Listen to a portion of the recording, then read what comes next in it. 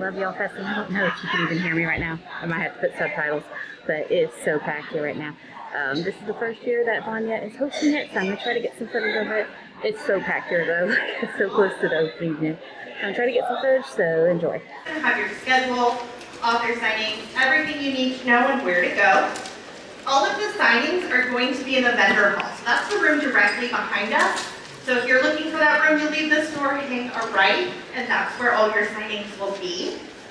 Also, let's support our awesome indie bookstores and make sure we're grabbing authors' books from Eagle Eye, Read It Again, Brave and Kind, and Virginia Highlands.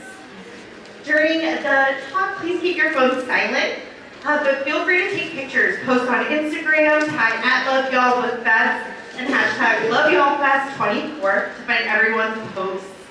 And we also wanted to give a shout out to all our partners and to Decatur for letting us host here. So round of applause for Decatur. I'm going to introduce you to some of the gorgeous ladies behind us before I hand over the talk to them. Kimberly Lemming is on an internal quest to avoid her calling as a main character. She can be found getting the slip to that new werewolf that just flew into town and refusing to make eye contact with the prince of a far-off land. Dogging aliens looking for Earth, Rudy can really take up a girl's time, but when she's not running from fate, she can be found writing diverse fantasy romance, or just shoveling chocolate in her maw until she passes out on the couch. And you can find her at KimberlyLemming.com on Facebook, Twitter, Instagram, and TikTok, all under Kimberly Lemming. Round of applause for Kimberly. Next, we have Emily Thiede. She grew up reading in trees and now writes stories about romance and magic. A former teacher, same. She serves as vice chair for Writer House, a nonprofit in Central Virginia where she lives with her family. Emily is the author of The Vicious Grace and This First Light.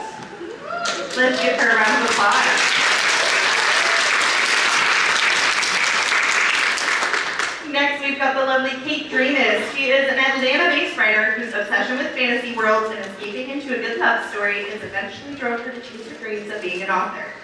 Inspired by a dream about a woman falling down liking to save a friend, The Curse of Saints is Kate's debut fantasy novel and the first in the trilogy.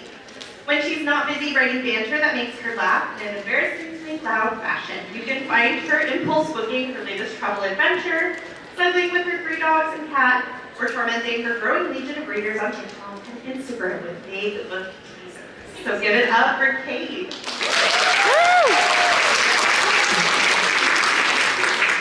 And the beautiful woman who will be moderating this event is Sharina Harris. She earned her Bachelor of Arts degree from Georgia State University. After college, she pursued a career in digital marketing and public relations. Although her profession required writing, she began writing books in 2012. To date, she has published 7 books ranging from romance, women's fiction, and young adult fantasy. Her contemporary romance series under the pen name Greenet Ray was named Book Riot's 100 must-read romantic comedies. When Sharina is not writing, she can be found with her head stuck in a book, rooting for her favorite NBA teams, and spending time with friends and family. She lives in Atlanta with her husband and son, and you can learn more by visiting SharinaHarris.com. Round of applause. I'm going to go over to you, gorgeous ladies.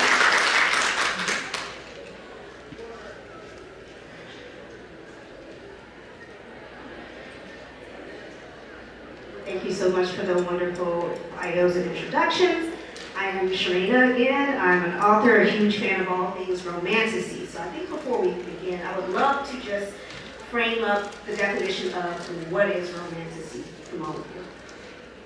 I'll start with you, Kimberly, since you're here. Sorry.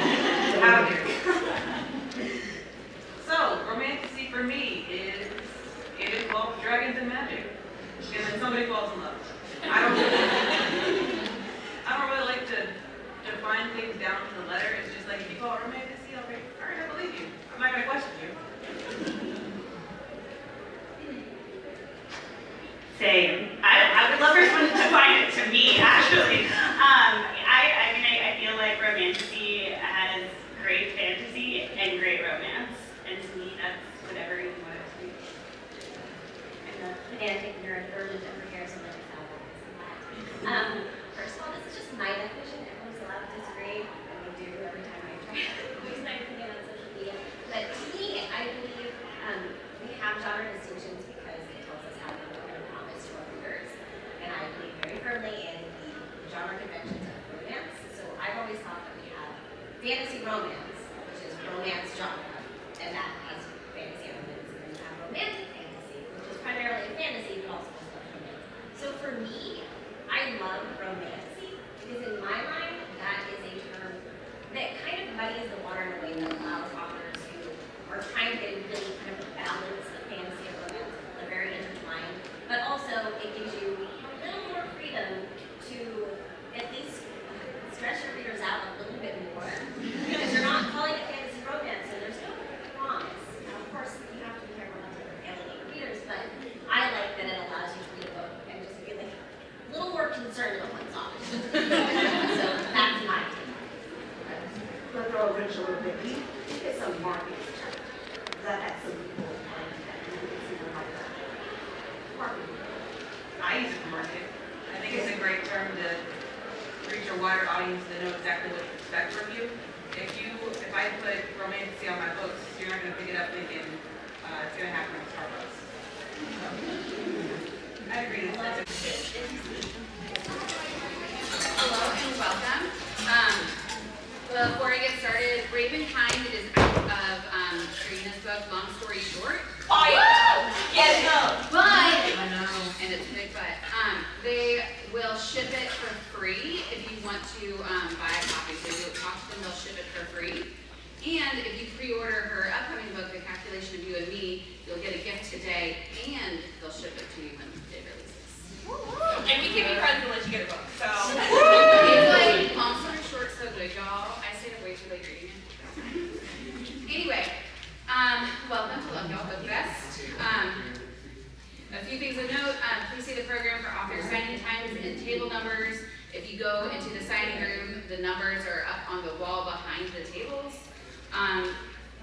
Please be kind to other readers and vendors when lining up for signings. There's not really good enough space, so just try to make sure that you're being respectful of the people around you. There'll be volunteers to hand out the sticky notes, make sure your books are packed and ready. And if you want to grab authors' books, there's the awesome indies, Eagle Eye, Read It Again, Ravenkind, and Virginia Highlands that are right outside. Please keep phones silenced, but if you want to post on Instagram, tag up Love Y'all Book Fest and hashtag Love Y'all Fest 24 to find everyone else's posts and make new book spreads. And then also, big thanks to Theater Development. And then I'm gonna let y'all introduce yourselves. Hit the back button. Okay. And then click the three buttons beside that button that you just clicked. There you go. I'm Marissa Eller. I'm the moderator today, and I'm the author of Join of the Joints, which is coming out this July. And just like with Serena's book, if you pre-order through Ravenkind today, you can get a signed book plate and a bookmark. So, Hey, I'm Shelley. I wrote the Bright Fall series, and then a cornucopia of kidlit books, YA, and middle. Hi, I'm Mazey Eddings. I wrote these books. Leaning into the neurodiversity. I'm Serena Kaler. I also wrote these books. Oh, sorry.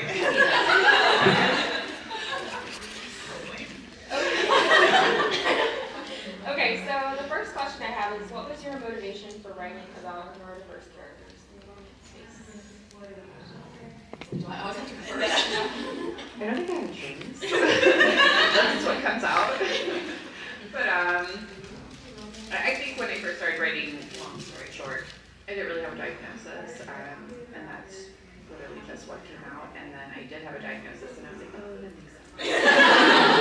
And then with my latest one, we leaned all the way in, and I think that when I was in high school, books with characters that were very similar to me would have been useful, but I'm very old and definitely did not have a whole lot of variety when I was in high school, so Yeah, I kind of did. Yeah, I didn't have a choice. Like, it's so much harder to write a neurotypical character. I'm just like, I don't know how they do it. Yeah, That about sums it up, yeah.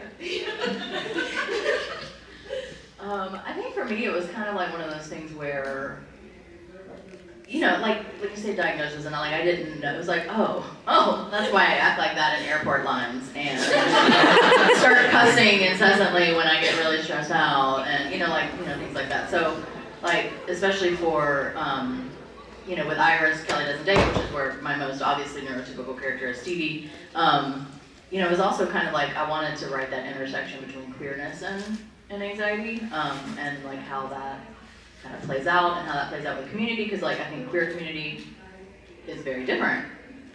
It can be very different, it's a very different experience, so it's like how does that also like, intersect with those neurodiverse kind of behaviors and yeah.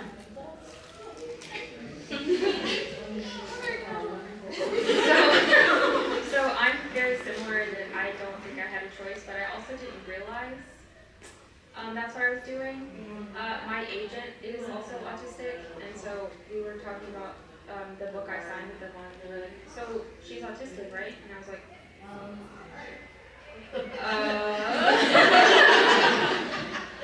and then I think we all deserve to have some fun. Now I'll let Julian speak. He doesn't know anything about queer joy, but... Let me talk about queer wrath real quick. No, very similar. Growing up, I was a reluctant reader because anytime I picked up a book and it had a queer character in it, their storyline is solely focused on their pain, their trauma, and then their death. And that was a very hard experience as a teenager to see that basically every book is telling me, hey, you don't make it to the happily ever after, you don't make it to the end. And so when I started writing, I told myself I would never give the next generation that experience where they go through their teens and their early 20s without hope, without feeling like they get to exist and have everything that everyone else does, without feeling like they have to earn the joy that everyone else gets. And so that's why I write these stories. That's why I center queer joy, because I need people to be reminded that there is hope and that you do deserve to fall on your face, fall in love, and have all the experiences everyone else gets, but you also get to be the hero of the story. And so that's why I write queer joy. So, especially I think it's interesting that a lot of people talked about kind of books that you experienced where it really focused on the trauma. Are there some favorite, either YA or adult queer books that you feel focus on queer joy other than your own? Ashley Heron Blake, who's here, I just finished her Bright Falls series. Has anyone read the Bright? Yeah. And so I just finished Iris Kelly like a couple weeks ago. I had to take a break when I got to the sex scene. But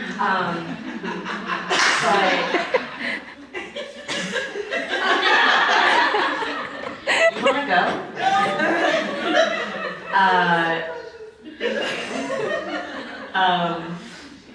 That one I really, really enjoyed. And I'm trying to think of some other ones, like, oh God, there's so many. Leah Johnson writes great, joyful books, and she is absurd, and I love her. And I just finished reading Jenna's We Got the Beat, which was really fun because there wasn't like coming out stuff to worry about, and it literally is just like two idiots who clearly are in love. But we're a fun bunch. We're a hot bunch, queer people, and we deserve fun, hot, joyful stories. I was like, please don't keep going. I need to have names left. My head's empty. Also Meryl Wilsner, who's also here, delightful human. I enjoy their books, MILF book, soccer book, all the books. And now my head's empty. I really enjoyed Adriana Herrera's Princessa. Island Princess. Thank you. Again, it's early, head's empty. I'm gonna save some, but yeah, those are up there for me. So this one, there's queer joy in it, but it's set it's like a post-apocalyptic book, so it doesn't sound very joyful, but trust me, it is very fun. Eric J. Brown's All That's Left in the World, and then the sequel is coming out this May, The Only Light Left Burning. It's sort of like he actually sold the book right before COVID happened, so he didn't know we were going to experience a pandemic, and his book was about a pandemic that wiped out like 78% of the population. But it's about two queer boys who are surviving it, and they're just, one of them's very like sarcastic and funny, and their love story is very joyful, even though they obviously have many problems in the world that they're inhabiting in this book, but I highly recommend that series. R. Eric Thomas's Kings of Be More, I highly recommend. If you just want a fun Ferris Bueller's Day Off kind of YA novel, it's amazing. So Johnny Garzavilla, even though Johnny hurts me deeply with the things that happens to their characters, the books are amazing, highly recommend. On the adult side, I have just been on a Alexis Hall trip. I just cannot get enough of just watching queer people be silly and dramatic and do all the things wrong so I can yell at them for 300 plus pages. So definitely recommend those. I'm just going to quickly recommend Grasshopper Jungle, just because I don't think there's enough YA with bisexual young men, and I also think it does a real good job. It's not of coming out, but it is an understanding, and I think that maybe because there's an apocalypse, to distract also an apocalypse, that very quickly the character goes from, oh, I'm into my girlfriend, also my male best friend, but this is just kind of more opportunities to fall in love with people, and so he very quickly gets to joyful place. I want to talk a little bit about welcome to Love Y'all Book Fest Day 2 or 3-ish, 2, 3, we're 2.5. A few things of note. Please see the author program for author signing times and table numbers. Signings will be in the vending hall right over there. Please be kind to other readers and vendors when lining up for signings. There will be volunteers to hand out stickies and make sure that your books are flapped and ready. Also, let's support our awesome indie bookstores and grab authors' books from Eagle Eye, Read It Again, Brave and Kind, and Virginia Highlands. Please keep your phones silenced, but don't forget to post on Instagram and tag us at Love Y'all Book Fest and hashtag Love Y'all Fest 24 to find everyone else's posts and to make new bookish friends. Before we get started, we want to shout out our awesome volunteers and partners, and super huge thanks to Decatur Development and Decatur Tourism for helping us make the magic happen. So I'm going to go ahead and introduce our brilliant authors, a little bit out of order. Lakita Wilson is the author of several novels and nonfiction projects for children and adults, including What is Black Lives Matter, a part of the New York Times best-selling HQ Mail series, Be Real Lizzie Weaver, a coming-of-age middle-grade friendship story, and a few other secret projects she isn't allowed to tell you about yet. Lakita was born in Washington, D.C. and grew up in Prince George's County, Maryland, a 2017 recipient of SCBWI's Emerging Voices Award. Lakita received her MFA in Writing for Children and Adults from the Vermont College of Fine Arts. She is currently on faculty at Prince George's Community College in the Education Department. And here I was, just sitting next to somebody who writes. Don't resign, please. And Lakita lives in Prince George's County, Maryland with her 2 children and her Shih Tzu. The most important thing I got Kristen Dwyer grew up under the California sun and still prays every day for a cloudy sky. When she's not writing books about people kissing, she and her spouse can be found encouraging their 4 overly opinionated misfits to get into trouble. Kristen is a part-time hair model and wants you to know she is full-time TSA pre-check.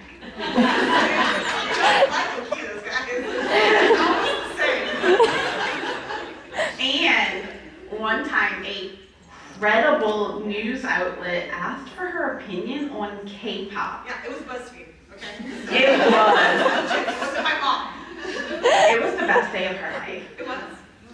Please do not talk to her about your fandom. She will try to join. Call it a fandom, like whatever it is, I want to go to there, so don't. Samantha Markham was born and raised in St. Louis, Missouri, where she got her great literary start writing Newsies fan fiction in middle school. When she's not writing, Also just like the penis. When she's not writing, she can be found playing cozy video games, attempting to revive her half-dead houseplants, and getting in bed before sunset. When she's writing, you can find her staring at the wall in search of inspiration. She's the author of This May End Badly and You Wouldn't Dare. And Love Off the Record, apparently. Coming soon. Kate Goldbeck grew up in a literal village and dreamed of living in New York, even though her parents warned her that the apartments on Friends were not realistic. In college, she studied film and art history, limiting her employment prospects to film museum. Since earning a master's degree at an engineering school, she's designed award-winning museum exhibits and immersive experiences all over the world. She adores bantering with her partner, falling asleep to British audiobook narrators, and scratching dogs behind the ears. Oh, actually, that's not true. I got divorced after I wrote that, so there's no more bantering with that part. I forgot them to like change that, and I just want to like free myself of that. We hereby strike that line, and she adores bantering with us. Yes. And now I will give you our moderator, Jenna. I don't have to have a bio read because it's not on the page. I'm Jen Devin. I'm your moderator today. I'm the author of Bend Toward the Sun, and the follow-up, Right Where We Left Us, is coming in June. I write contemporary romance, and I live in Columbus, Ohio, and I have 3 kids, 2 dogs, and a lot of chaos. My husband is in the audience today, and I wanted to call him out because he's amazing. Please raise your hand. Raise your hand, honey. So today we're talking about second chance romance, and I'm delighted to see so many people in this room because second chance romance, for some reason, tends to be one of the more polarizing tropes in romance, it seems.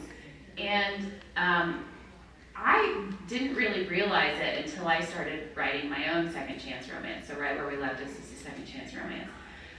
So that's the first thing I want to talk about. People seem to either really love it or be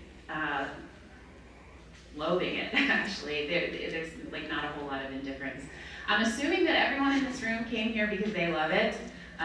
But if you hate it, maybe you'll come away with a little bit more of an appreciation for it. So the first thing I want to start with then, I'm going to start with Kristen, and we're just going to pass it down the row and have everybody give their take. So in light of this kind of contentiousness around this trope, what made you decide to write a second chance romance? I don't actually decide those things. Like, the story tells me what it's gonna do. Like, and I know that sounds super woo-woo, but like, also, like, they talk to me in voices in my head. That's why I do this job. I also am really confused by why there's so much hate around second chance romance. Because I'm like, but no, this is for everyone.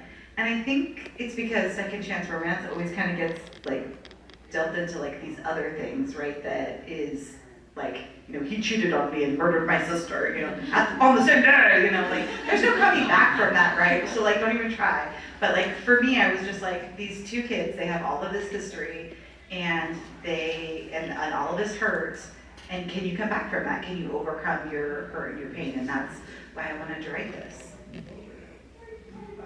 Okay. Second chance romances are like really, really close to my heart.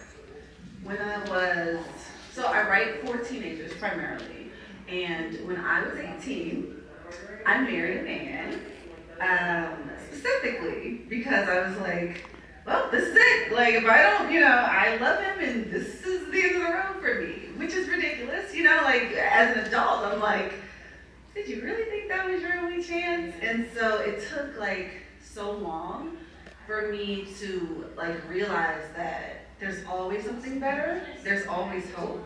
And so it was, like, really important for me to write a character that felt like her life was ending with, you know, with a breakup. And that I wanted to write in possibilities for teenagers so they wouldn't rush down the aisle like I did. Kind of similar to that. My book was kind of inspired. Unfortunately, I'm going to have to talk about this divorced ex-partner, but we had a second chance romance. We had kind of so my book's kind of a When Harry Met Sally retelling, and we kind of had that. We went on 3 dates, and then I ghosted him, and then I didn't see him for like another, maybe like year and a half, and then long story, but we did have sort of a second chance romance, and it actually did last a really long time, and that's kind of like one of the things that inspired the book. So I think that, yeah, for me it was just like a personal story. And I think, look, a lot of us backslide, and it's kind of messy and realistic that second chance romances do happen, because usually there's a reason we're attracted to somebody in the first place, and then people change, and you're kind of, in some ways, different people the second time. And sometimes you're worse, and that causes a lot of problems too. That might be why this is maybe, I didn't actually realize this was polarizing as a trope, but I think it's because it's hard to come up with like a good reason that it didn't work out the first time. That's not the deal breaker for the second time, but yeah, for me it was just sort of like, that's kind of how my life was at the time. You haven't read the reviews if you don't know. I was gonna say, I also did not know it was a very polarizing trope, but I don't usually very often read my reviews. But I feel like it's there has to be a good reason why it didn't work out. I think I like that I mean, I love second chance, and I love people that make big mistakes, and I don't really care what the mistakes are, and I'm not really concerned. Some mistakes were made. Oh, I did love Some Mistakes Were Made, and all the mistakes that were made in that book. But I think it's a lot easier with teenagers, and maybe this is why a lot of second chance romances rely on people that were together when they were young, and now they're getting back together when they were older. I do feel like there has to be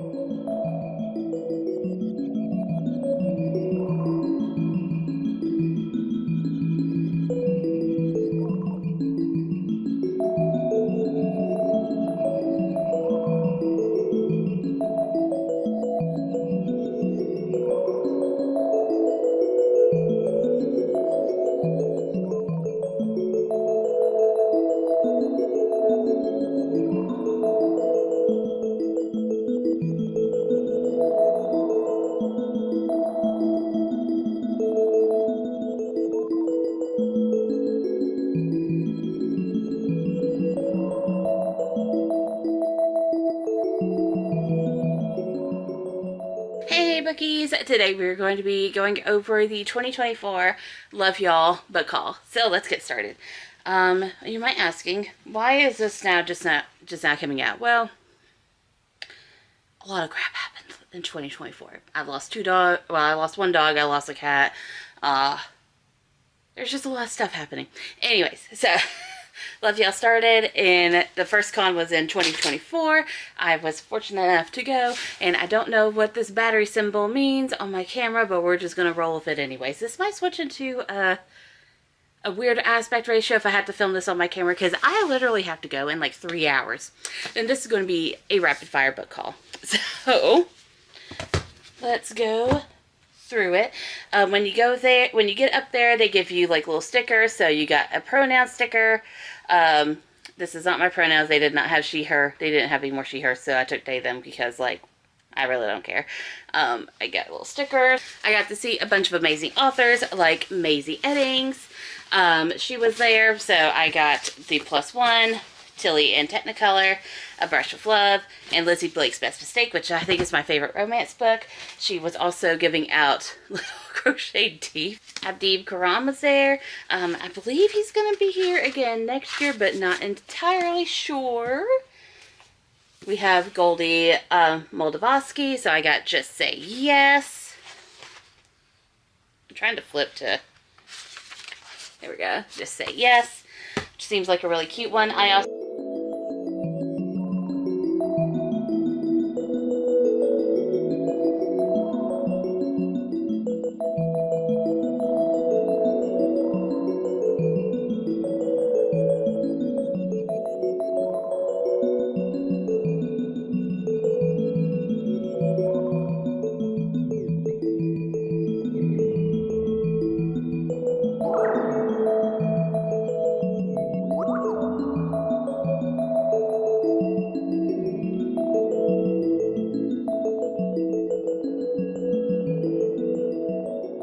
Hey Bookies, this is a little bit of a weird angle, but we're gonna go for it. This is the I am packing for the 2025 Love Y'all Book Fest, and I have severely cut myself short on time. Now I've already went through all of these, and I've figured out like author and time and all that fun stuff. I am just hoping to stick to my schedule a little bit. Also, I have a little puppy here. Hello. Please do not pee on anything. I would be very heartbroken. I've also tried to set myself up a challenge. I'm going to be making a video vlog about that too. Bridget Kimberly is coming out. It's coming, and I'm very excited about that. There's some more Bridget. Nope, yep, there it is. I'm taking Forging Silver into Stars. I got the copy.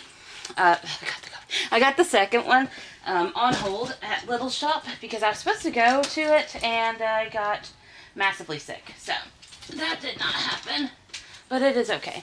I'm also taking a Crown of Ivy and Glass because Claire Legrand is going to be there, like I've already said. I believe that this is a signed copy. Nope.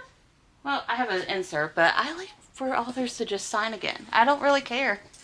Sign again. Sign every time I see you. I'm taking Sing Me to Sleep by Gabby Burton, who's also going to be there. I'm very excited to meet her. I've only ever seen her on TikTok, so very excited to see Gabby. I've got Fate Be Changed and Almost There by Farrah Roshan. I'm very excited to see her. Another someone that I have only ever seen on TikTok. Bookish and the Beast. We're trying. What is this? Attempt number 3 at seeing Ashley Poston, because I have been trying so many times to see Ashley in person and it never really happens. And then I was blocked by her. We have the sword pass that Ashley has no idea about, and she ever discovered this videos. I love you, Ashley. It's just things keep happening. Anyways, hey, back up. I'm also packing Geekerella and the Dead Romantics from her. I'm just going to pack the paperbacks a little bit separately. Rissa Nelson is coming. I'm so excited to meet her finally. Sonara Reyes is going to be there. Absolutely loved the Lesbiana's Guide to Catholic School. So excited to see her.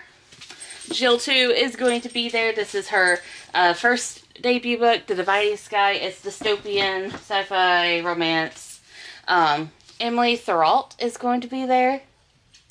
So excited to see her. Vanya, obviously going to be there because she headlines this. I've already got her to sign that copy. I might just get her to sign another page or something. bumps in tonight because Amalia Howard is going to be there. Sonia Reyes and Amalia Howard and Julian Winters and Allie Hazelwood are all going to be there doing opening and closing keynotes. I got VIP just for that reason. Also because VIP was a great deal at the time. Meryl Wilsner, something to talk about. Meryl Wilsner is going to be there. Shelley Paige is going to be there. I have an arc of Brewed with Love that I'm going to ask her to sign. Not to sell. We don't sell those. I like to have them. And another Amalia Howard book, Queen Bee. I love this one. I'm going to reread it actually. F.T. Lukens is going to be there, so I grabbed my copy of In Deeper Waters. I didn't even know I had a copy of In Deeper Waters, so that was a very pleasant surprise this morning. Sarah, stop licking the floor. The Curse of Saints by Kate Dramis. She's going to be there. Again, Allie Hazelwood, so I'm going to get her to sign The Love Hypothesis. And I believe that with VIP you get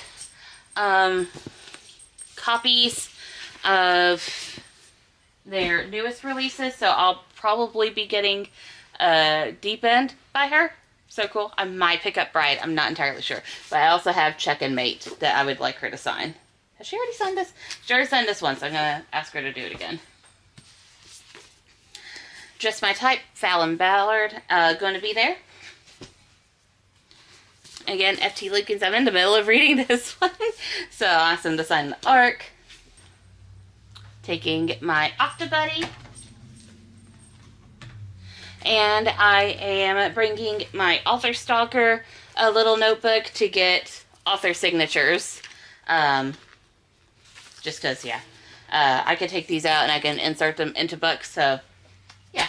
And anyways, that is all I am packing for the 2025 Love Y'all Book Fest. But I have another challenge to myself for this weekend. I'm going to be attempting to read and not necessarily finish, but it would be cool to finish 5 books. 6 books. So one of them is Us in Ruins by Rachel Moore, which I'm also going to ask her to sign. This one, it says, the mythical vase of Venus, Arula, hasn't been seen since 1932, but Margaret Rhodes is determined to change that. Drawn by the vase's supposed magical properties, Margaret embarks on her school's archaeological trip to Pompeii. I'm sure it's her first time holding a shovel, but she's got something no one else does. Lost teenage explorer Van Keen's journal. Poring over the poetic entries that serve as a map to the vase's missing shards, Margaret finds herself falling in love with the boy who wrote them a century ago. She's shocked when her search leads her to a statue that looks exactly like Van, and then the statue comes to life. Catapulted into the present, Van is nothing like the wordsmith Margot has imagined. He's all sharp edges, intent on retrieving the relic for the wrong reasons. But it takes 2 to survive Venus's death-defying challenges, and together, Margot and Van must excavate the treasure of their buried past before their story ends in ruins. It sounds so good. I can't wait to read it. Delilah Green doesn't care. I'm also seeing Ashley again, so I think I'm going to pick up her newest one, which is Make the Season Bright, I believe it is. But this one is Delilah Green swore she would never go back to Bright Falls. Nothing is there for her but memories of a lonely childhood in which she was a little more than a burden to her cold and distant stepfamily. Her life is in New York, with her photography career finally gaining steam and her bed never empty. Sure, there's a different woman in it every night, but that's just fine with her. When Delilah's estranged stepsister Astrid pressures her into photographing her wedding with a guilt trip and a 5-figure check, Delilah finds herself back in the godforsaken town that she used to call home. She plans to breeze in and out, but then she sees Claire Sutherland, one of Astrid's stuck-up besties, and decides that there's some fun and a little retribution that to be had in Bright Falls after all. Having raised her 11-year-old daughter most of her life while dealing with her unreliable ex and running a bookstore, Claire Sutherland depends upon a life without surprises, and Delilah Green is an unwelcome surprise at first. Though they've only known each other for a few years, they don't really know each other, so Claire is unsettled when Delilah figures out exactly which buttons to push. When they're forced together during the gauntlet of wedding preparations, including a plot to save Astrid from her horrid fiancé, Claire isn't sure she has the strength to resist Delilah's charm, even worse, she's starting to think she doesn't want to. I'm so excited. I've been meaning to read that one for a while, so time to jump in. I'm also picking up I'm Not Supposed to Be in the Dark by Riss M. Nielsen. I don't believe, yeah, I got a book plate in here, so I'll get her to sign this one. Get off cover. There we go. Nope, it's on the other side. Who am I? Okay, so who am I? I don't know how hardbacks work anymore. 17-year-old Aria Caetano dreams of ghosts. She used to see them too, but thanks to a special tea brewed by her grandfather, Aria's connection to the spirit world has been severed. Until a decades-old rosebush suddenly dies across the street, convincing Aria that something supernatural is happening in her neighborhood. She aches to investigate it, but the rosebush sits on her ex-best friend Derek Johnson's front lawn, and she can't question him because he hates her now. Aria doesn't know what drove them apart years ago, but she knows Derek's been acting strange for weeks, sneaking out into the dead of night to who knows where. Then Derek begins speaking to her again. At least Aria thinks it's him, until she discovers there's a ghost inside of Derek that will take his life if it doesn't find out what it's searching for. As Aria and Derek race to uncover the mystery, another kind of magic takes them by surprise, love. But Aria has to decide how far she's willing to go to save Derek, especially when helping the ghost means tapping into whatever the tea has buried inside of her. It sounds so good. I've had this copy for a while, and I love Riss's writing, so definitely gonna read that. Don't Want You Like a Best Friend by Emma Albin. This one I'm not going to have Emma sign. She is going to be there. All these books are also restricted to authors that are going to be there, but she has already autographed this one. I don't know. I might jump in the line.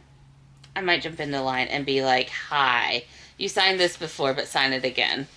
Anyways, it's 1857 and an anxious debutante Beth has just one season to snag a wealthy husband, or she and her mother will be out on the street. But playing to the blushing I don't know what that word is, makes Beth's skin crawl. She'd rather be anywhere but here. Gwen, on the other hand, is on her 4th season and counting, with absolutely no intention of finding a husband, possibly ever. She figures she has plenty of security as the only daughter of a rakish earl, from whom she's gotten all her flair, fun, and less than proper party games. But it doesn't take long for Gwen to hatch her latest scheme, rather than survive. But it doesn't take Gwen long to hash her latest scheme. Rather than surrender Beth to courtship, they should set up Gwen's father and Beth's newly wedded mother. Let them get married instead. There's just one teeny tiny problem. Their parents kind of seem to hate each other. But no worries, Beth and Gwen are no more up to the challenge of a little 20-year-old heartbreak. How hard can parent-trapping widowed ex-lovers be? Of course, just as their plan begins to unfold, a handsome, wealthy Viscount starts calling on Beth, offering up the perfect, secure marriage. Now Beth must face the prospect of sharing Beth with someone else forever. And Beth must reckon with the fact that she's caught feelings hard, and they're definitely not for her potential fiancé. That's the trouble with matchmaking. Sometimes you accidentally fall in love with your best friend in the process. I love it. Also, I fell in love with the title because it's a Taylor Swift lyric. Number 5 is The Art of Catching Feelings by Alicia Thompson, another author who's going to be there. They have not signed this one. Ha ha ha. A professional baseball player and his, wow, this thing moves, and his, Daphne Brink doesn't follow baseball, but watching America's Snooze Fest, or I wouldn't call it America's Snooze Fest, certainly beats sitting at home in the days after she signs her divorce papers. After one too many ballpark beers, she heckles Carolina Battery player Chris Kepler, who proves that there might actually be a little crying in baseball. Horrified, Daphne reaches out to Chris on social media to apologize, but forgets to identify herself as his heckler in her message. Chris doesn't usually respond to random fans on social media, but he's grieving and fragile after an emotionally turbulent few months. When a DM from Ducky catches his eye, he impulsively messages back. Ducky is sweet, funny, and seems to understand him in a way no one else does. Daphne isn't sure how much longer she can keep lying to Chris, though, especially as she starts working with his team in real life, and her feelings deepen for each other. When he finds out the truth, will it be 3 strikes, she's out? And the last one that I'm going to be reading is The Stranger I Wed by Harper St. George, who is also going to be there. Cora Dove and her sister's questionable legitimacy have been the lifelong subject of New York gossip mongers and a continual strain on their father's reputation. So when the girls each receive a generous guilt-induced dowry from their dying grandmother, the sly Mr. Hathaway vows to release their funds only if Cora and her sisters can procure suitable husbands far from New York. For Cora, England is a fresh start. She has no delusions of love, but a husband who will respect her for her independence as an earl worth fighting for. Enter Leopold Brendan, Earl of Devonworth, and a no-nonsense member of Parliament whose plan to pass a public health bill would provide a clean water to the working class requires the backing of a wealthy wife. He just never expected to crave Cora's touch or yearn to hear her thoughts on his campaign or to discover that his seemingly perfect bride protects so many secrets. But secrets have a way of bubbling to the surface, and Devonworth has a few of his own, with their past laid bare and Cora's budding passion for women's rights taking a dangerous turn. They'll learn the true cost of losing their heart to a stranger, and that love is worth any price. So, those are the 6 books that I'm going to be reading in. I'm not sure I'm going to finish any of that, but we're going to do something. And yeah, that's a lot of my plans for Love Y'all Book Fest. I'm going to go, I'm going to sit, I'm going to get signs, I'm going to buy a lot of books, I'm going to read. I'm going to take you with me. So, I will see y'all later.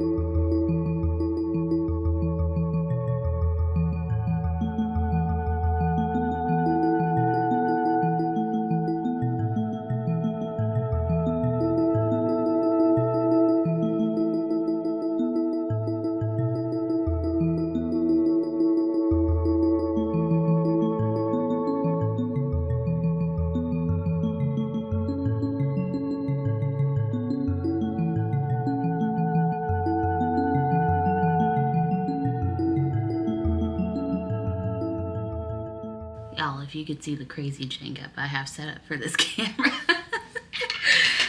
So yeah, it is 7:49 on night 1, Friday night. I really liked the cemetery tour. The tour host was great. I'm just gonna use all of that as B-roll footage because various people were talking and I don't want to intrude by posting it on my YouTube or anything like that. So it's all gonna be, or it was all B-roll. Note to future Paige, when you edit this, it was all B-roll because, yeah, anyways. So, night 1 is winding down. After this and after I edit some photos, schedule them for tomorrow, and finish my TikTok video for today, I'm going to, go and change and go to the pool because I need the pool. But I wanted to go over some stuff that I got today. So when I arrived in Decatur first, and I picked up my copy of Carving Shadows into Gold by Brady Kimberly. I had pre-ordered this and then I got really sick and Sarah was also sick, so couldn't go and see Bridget when she was at Little Shop, so they had her sign that for me, which is great, which is awesome. Thank you so much, Little Shop, you're amazing. And then when I got to the cemetery tour event, someone that I had met online, so sweet, shoot, I forgot their username. I'm gonna pop it up like right here over my face, because my face is not important right now. I got this cute little charm bracelet and airheads. Like, God bless you, I really needed an airhead. And it says romance on it. I wonder if they made it themselves. Oh my God, they probably did. So sweet. And FT Lukens was there. They were one of the authors that was there to do the cemetery tour with us. So they gave out arcs of their book that's coming out in April, Love at Second Sight. 15-year-old Cam Reynolds is not thrilled about having to change high schools during his sophomore year. He hopes to fly under the radar, which shouldn't be too hard considering he's a human going to school with kids who have super cool paranormal powers, like his best friend, in which Al and his longtime werewolf crush Mateo. And then Cam has a second glimpse of the future in front of most of the student body, seeing a gruesomely murdered teen girl from the point of view of the killer. When Cam comes to, he knows two things. Someone he goes to school with is a future murderer, and his life is about to change. No longer a mere human, but a clairvoyant and one of the rarest supernatural beings, Cam finds himself at the center of the attention for the first time. The most powerful supernatural factions court Cam and his gift. He'll have to work with his friends, both old and new, to figure out who he can trust and who might be a werewolf in sheep's clothing, because the clock is ticking and Cam and his friends must identify the girl in the vision, find her potential killer, and prevent the murder from happening, or the next murder Cam sees might be his own. I'm very excited about this. Yeah, I might add this to my book cart for tomorrow. I've already got it all packed and everything sorted for the signing events. I might add this one and ask them if they can sign it. Donk. And then I read a little bit on the subway. Obviously today I wasn't going to get a lot done, but I am 28 pages into Delilah Green Doesn't Care, and is my... Oh, my phone did something funky. Is my timer still going? Yes, it is. I'm 22 minutes into the 3 hours and 12 minutes I have to read. So my plan for the rest of the night is finish some social media stuff, which should take like 10-ish minutes. I don't know. I'm kind of done. Change, pool, shower, finish reading, edit the TikTok video. I don't know. That's it. I will see y'all tomorrow. Hello. It's like 4 a.m. I think it's 4:30 right now. If you hear rain sounds, that's YouTube going, just so I have some sound. Just consider ambiance. I don't know what was going on in the lobby last night, but people were partying downstairs. Not like partying, but like they were like talking and stuff like that, which didn't bother me. But man, y'all had me beat. I looked out once and I'm like, these people are like my age, like 20s, 30s, maybe even 40s. I was wanting to go to sleep at like 9.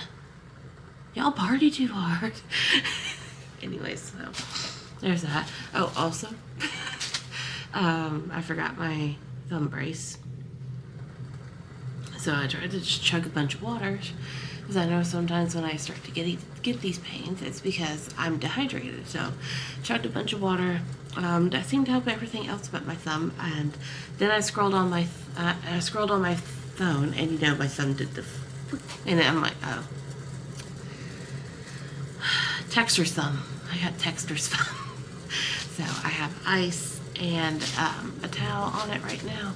I tried to look on the CVS app to see if there was any at the CVS that's by me. I was gonna get it delivered to me because like I don't have a car, and even though it's like 5 minutes, I don't feel safe walking there at 4 a.m. Just like, I'm not saying that this part of town is like bad or anything like that, but like, even in the good neighborhoods, you're not safe. The good. Like, you could be in a gated community and I still wouldn't be safe to walk around a neighborhood at 4 a.m. I would feel so sketched out. I think the furthest I ever went was like to a house in my neighborhood. The furthest I went by myself and at night was to a house of a lady that my husband and I both know. That's it. That's all I felt safe doing. Dan turned my butt around and said, nope. I'm gonna reconsider this fight. Anyways, so I called my husband and dear God, I know we're supposed to be separated, but like, I'm in pain. So he's bringing down both of my thumb braces because this is like an ongoing. I don't know if I've ever talked about this. When I was young, a young boy. No, I'm just kidding. When I was young, I went to a Christian camp, and yeah, you know, but like I went to a Christian camp, and one of the things that they did was they did like nighttime. One time out the whole week or 2 weeks, however long that the sessions were. Everyone had like a game of like it wasn't capture the flag. It was like a scavenger hunt. There we go. Scavenger hunt at the middle of the night. Big fun and everything. Well, it is fun until you fall in the volleyball pit and land right on your thumb. So I woke up the next morning. My thumb was still really in pain. I couldn't move it or anything. So I went to the camp nurse, who was like, I can't do anything. All I have is Band-Aids. And I'm like, that's great. She put Band-Aids on it. Didn't help. So, also at this camp, each group had their own, like youth pastor with them. The youth pastors also stayed. And, each youth pastor did like, each group did like a day out. Well, ours was that day. It was like the next day after the midnight scavenger race. And I was like, hey, youth pastor of mine, I know that you want to take us to like this mini golf place because they sell really cool ice cream. That was the only thing he wanted to do. We got like an hour or two away from the camp and he just wanted to go spend it on ice cream. Anyways, but can we run by Walmart? I need to run in and grab a brace. He's like, oh, well, I don't know. And him hauling around like, dude, I'm a child in literal pain. Take me to the freaking Walmart. Finally convinced him to take me to the Walmart and got a thumb brace. Whole time, him hauling around. Because he had to let the other kids out. Well, like, number one, he really didn't have to. This was more of like a necessity thing. I just needed a thumb brace. You could have just said, we're just stopping. And one kid with one buddy's going out to get a thumb brace and they need to be back in 10 minutes. Anyways. So I got my thumb brace and then I got ice cream. He didn't leave me after that. So yeah, so occasionally it acts up, especially when I'm dehydrated. This weekend it just decided to act up. I think I threw my phone out texting though. Great. Anyway, so we'll wait on Ethan. And I'm gonna read while I'm waiting. I have read 2 hours into Delilah, Green Doesn't Care, so I have another hour and 12 minutes to go. And then I'm gonna move on to Us in Ruins by Rachel Moore because I'm seeing her today to get it signed. So I'll catch y'all up in a bit.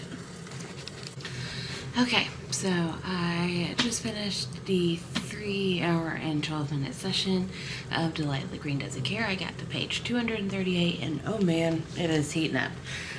Also, I've discovered that I went to a book convention, did not bring any bookmarks for the books I'm reading, so I hope I can find some bookmarks later. I'm gonna be so sad if I can't find any later. I'm going to take a little break from reading. Maybe I'm not working out today, obviously. I am sore. I walked a lot. I'm going to take a break, probably do some social media stuff, shower, get dressed, possibly, I don't know. I have until like 8, I think, registration starts. Yes, I made my own spreadsheet, shushy. Yeah, so like 8 is when registration opens. I think I'm gonna start heading down at like 7:40, 7:30, something like that. I'm excited. I'm very excited. But yeah, anyways, I will catch y'all up in a bit.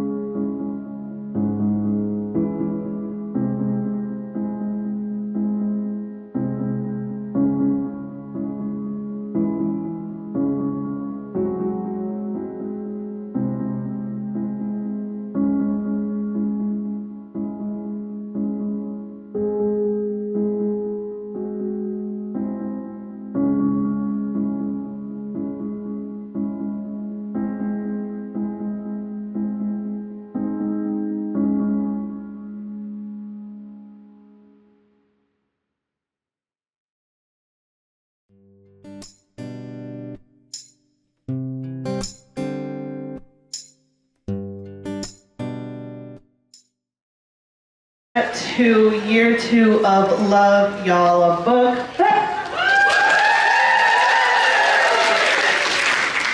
I do have a script. I will stick to it. I'm just really glad that we're here to celebrate love, and you all are beautiful and amazing, and it means the world that you are all here. We stand by that mission now more than ever, that love is for everyone. Always celebrating diversity, writing, and reading inclusivity, striving to understand each other, and uplifting joy across all communities. Before we get into the logistics, we'd like to make a few statements about what we mean by romances for all. We adamantly oppose discrimination, racism, bigotry, oppression, and hate, overt or otherwise. We steadfastly stand for LGBTQ rights, especially for transgender and non-binary folks. Not only in the romance canon, but in our country.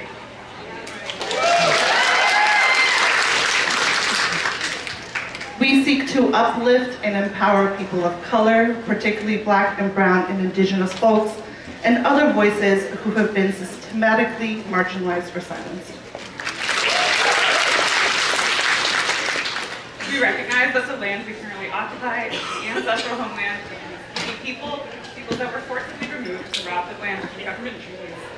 We acknowledge that Indigenous peoples exist today and are part of the diverse tapestry that makes up the American people, and their voices, as well as languages, traditions, and spaces, must be heard and included. We recognize disability as a key component of diversity and must be represented in order to build an inclusive community. We not only stand against, but condemn book bans, censorship, and policies that perpetuate a climate of fear and shame. We aim to create a space for joy, but also safety. Our anti-harassment policy can be found on our website. Please wear your badges at all times, as this is what shows us you all belong here, and notify a volunteer or staff person if you see something of concern. Please consult the program for the full schedule of panels, signings, and bookseller information. And if you're sitting in the first 2 rows of a panel, please wear a mask to protect our authors. Finally, we'd like to thank our sponsors: Avon, Bloomsbury, Love Underlined, Bramble, Simone, Berkeley, Little Brown, Libro FM, Milk and Cookies Marketing, Please Shake Tea, and PRH Audio. And our bookstore partners outside, please go and buy books and support our authors and indie booksellers: Karis, Brady Kind, Read Again, and Eagle. All right. Great, and before we go on, I do want to add one more thing. Thank you to our tremendous influencers and our volunteers, without whom we would not be able to do this festival. We love you guys!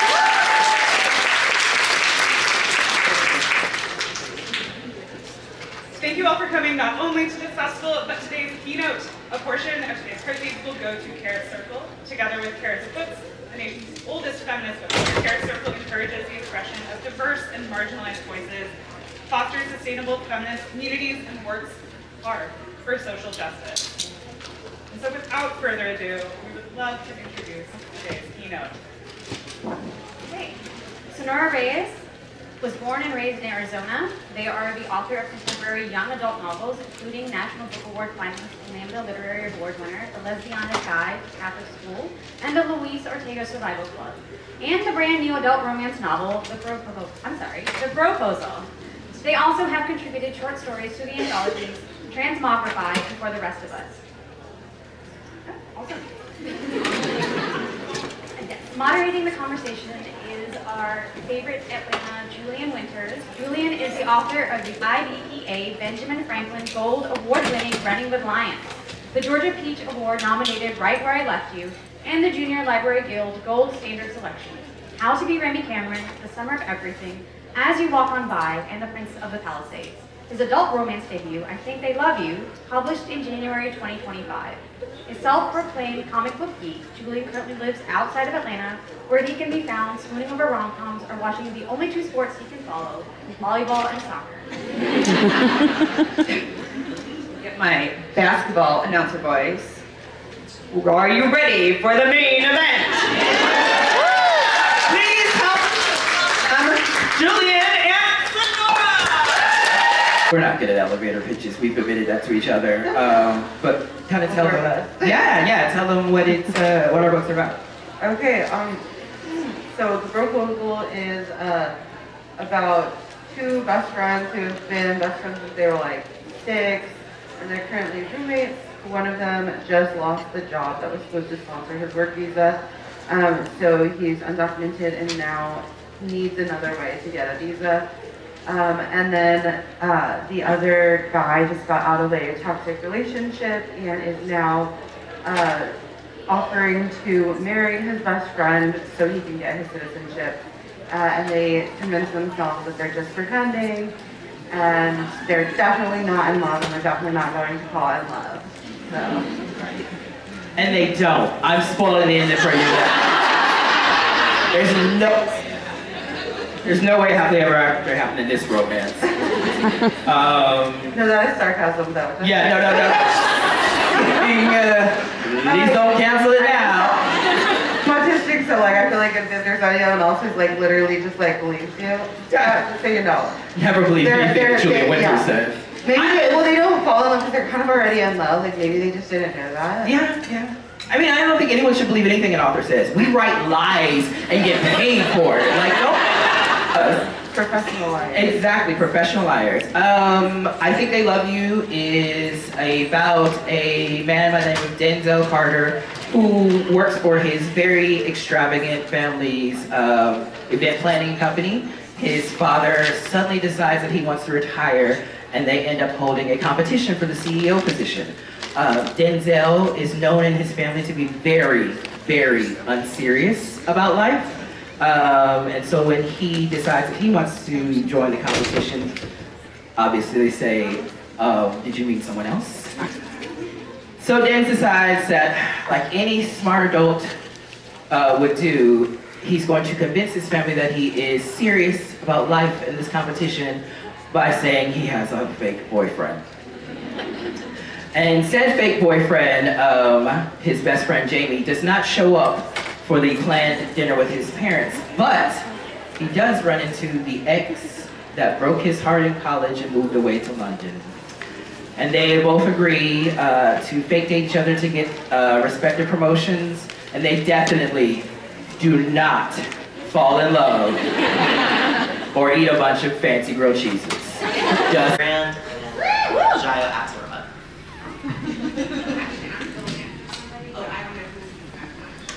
So, Fix my names here, it's instead Priscilla Oliveras. yeah, and I am not Zio Axelrod. I'm Christina Ford. Oh my God, we got Christina Ford.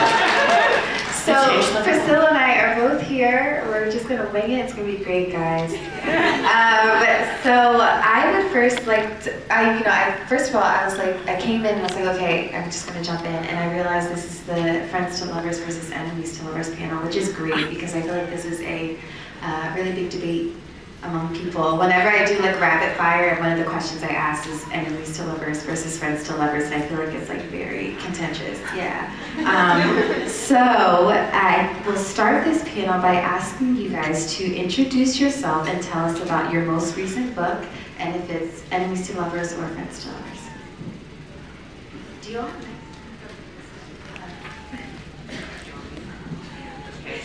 I'm kind of like, we're all discombobulated, like, what's my name again? Who am I supposed to be? I am Priscilla Oliveras, Priscilla Oliveras. I write contemporary romance with Latino characters. So my mommy's from Puerto Rico, my dad's Tejano from San Antonio. So I write books with people who look and eat and party and celebrate like I do, like a lot of your neighbors do. But I will say, I feel like I've had someone ask me if I'm not Latina, will I get your books? I'm like, at the heart, I think we're a lot more similar than we are different. And if you love romance, then and you like family drama, then I think you could maybe like my books. I'm Jo Segura. My most recent book is Temple of Swoon, which is a rivals to lovers-esque book. We can talk about that a little later. I write adventure romance that are just kind of fun and silly, inspired by my love for Indiana Jones because he is very, very hot, just like me.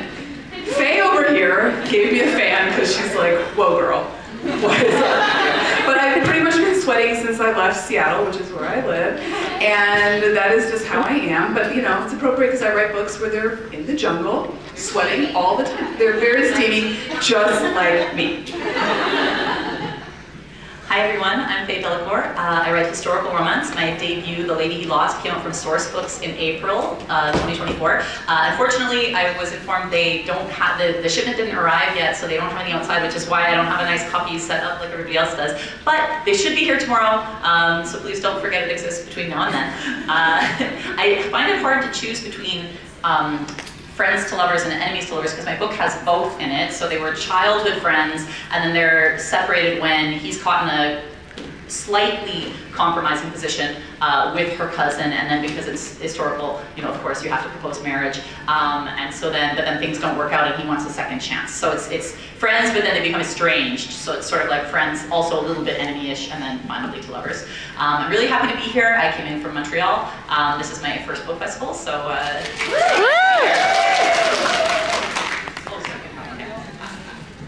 Hello. Wow. I'm Claire LeGrand. My latest book is A Song of Ashes and Light, which is the second book in the Middleness trilogy. It is romantic fantasy that's kind of like Bridgerton meets A Court of Thorns and Roses as told by the Bronte sisters with a focus on mental health. And this book features an enemies to lovers relationship, except with a little bit of a twist because they're from like warring families. She hates him, he's pretending like he hates her, but he secretly loves her. So it's very, very fun. But you know, I'm like you, I like both. I really do, for different reasons, but we'll discuss. I totally missed that question about my books. So like my most recent new release is Kiss Me Catalina. It's my Taming of the Shrew reimagining set in the world of mariachi music, and they're I haven't written an enemies to lover, they're adversaries to lovers, and then my most recent re-release also happens to be like an antagonist to lovers, and that is Their Perfect Melody. I like that you make the distinction between like adversary, and I think about that a lot with like rivals to lovers, because sometimes that can also be considered enemies. So for each of you, what are the key ingredients for a believable and satisfying friends to lovers or enemies to lovers arc? And we can start at the end with Claire. Okay. So I'm going to speak a little bit to both because I do like both, and I have written both. Friends to lovers, I think it's so satisfying, both as a reader and as a writer, to build that sense of history between the two characters. I think it can really enrich the relationship in interesting ways. So I feel like that's the most important element. You want to feel like these characters know each other, they've been through stuff together, you want to feel like the relationship is lived in a certain way, and now it's starting to evolve into a different kind of relationship. Actually, I will just pause it there so I don't speak too much. Moving on to Faye. I want to address first what Priscilla brought up, like the distinction between enemies to lovers versus rivals to lovers, because I think it depends which one you're talking about. I didn't really appreciate this distinction before I published the book, but then I saw that there was a lot of online discourse about this, and it's like enemies to some people is like he murdered her entire family. How will they overcome this? Like, I don't think they can. Whereas rivals is like they have rival bakeries. Not really the same.